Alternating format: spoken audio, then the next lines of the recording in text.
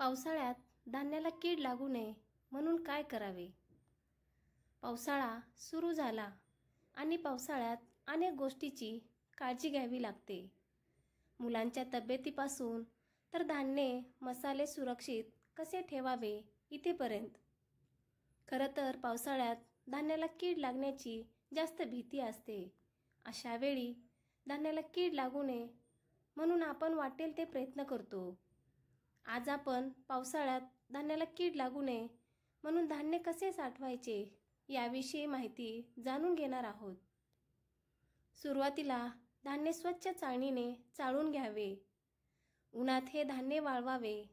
धान्य डब्यामध्ये ठेवत असाल किंवा कोटीमध्ये ठेवत असाल तर आधी डब्यामध्ये किंवा कोटीमध्ये 2 ते 3 वृत्तपत्रे ठेवावीत.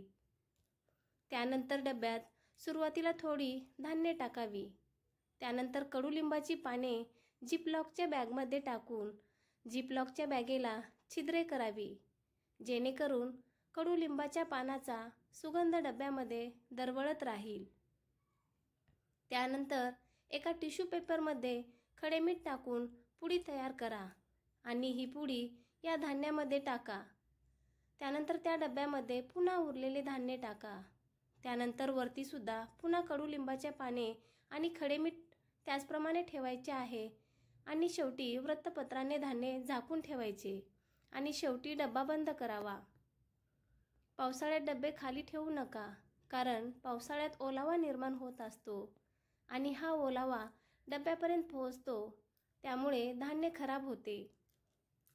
या सांगितलेल्या टिप्सच्या मदतीने तुम्ही घरच्या घरी पावसाळ्यात योग्यरित्या धान्य साठवू शकता, ज्यामुळे तुमच्या धान्यांना कीड लागणार नाही आणि तुम्ही सुरक्षित धान्य साठवू शकता.